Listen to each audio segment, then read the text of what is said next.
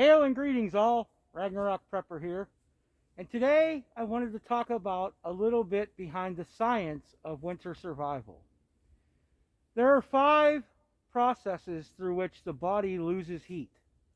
By understanding those 5 processes, we can plan an effective strategy to help mitigate the amount of heat lost. Now, we're not going to be able to stop it. This is a survival situation. Your body is going to lose heat as long as you're in a temperature below 70 degrees, your body's going to lose heat. In order to combat that, there are 5 processes which will give us a strategy. The first one is respiration. Respiration occurs as we breathe in and out.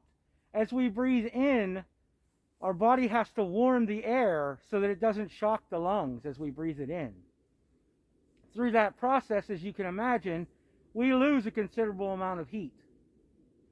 You can assist that by having a face covering, something that is helping to warm the air that you're breathing in and out of your body. You can also breathe through your nose. Inhaling through your nose gives it a further distance to travel into your lungs and a better chance of warming up and less heat loss. The second process is evaporation, also known as sweating. As we work consistently outdoors in the colder temperatures, our body sweats to cool down as we overheat ourselves. That process can occur due to your clothing, due to exercise, crunching through the ice and snow, hauling branches. In order to combat that, what we need to do is understand how to regulate ourselves, how to work slowly, how to remove layers and readjust layers to even out our temperature expenditure. Another thing that we can do is make sure that we stay hydrated. The more hydrated you are, the more regulated your body will be, the less sweating that you'll do.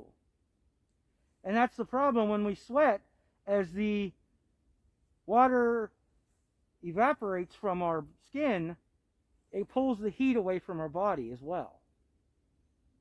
We've discussed that in the past, where sweating can lead to very dangerous situations in winter survival. The third process is called radiation. Radiation is easily understood if you look at a cast iron stove or even a campfire.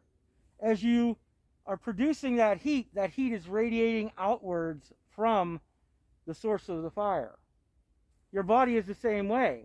Our heat is radiating out from our bodies to warm the air around us or warm the clothing that we're wearing, the layers.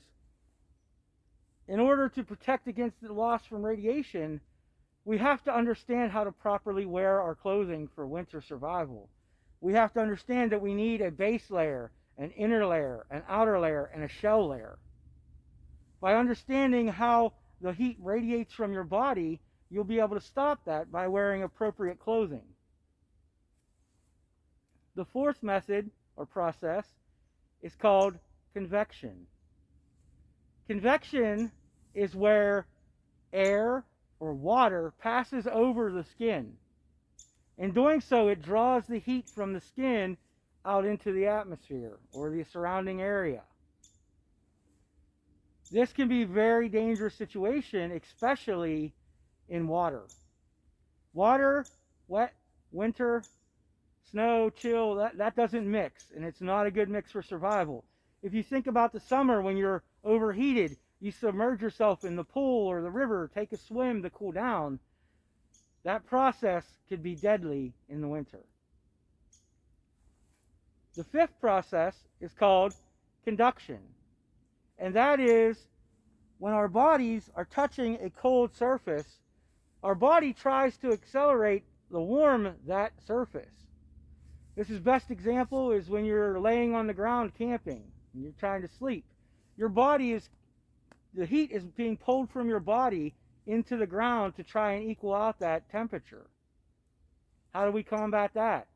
Well, when we were building our winter shelter, we put a huge layer of insulation over the ground. And that's how we can combat conduction, by watching what parts of our body are touching things. Even when we're working in the snow, if you're digging your hands into the snow, your body wants to regulate that temperature. So it's best to use tools, as what he did when we cleared out the base of our shelter. Also, you must think about your feet. The bottom of your feet touching the ground are also a source of conduction. So you want to think about layering your socks, wearing a good pair of wool socks, as well as several others. That will help with that conduction on the bottom of your feet. Same as if you're sitting, you're adding more area to conduct, or laying. So I hope understanding these 5 simple processes helps assist you in your winter survival techniques. Until next we meet, be well.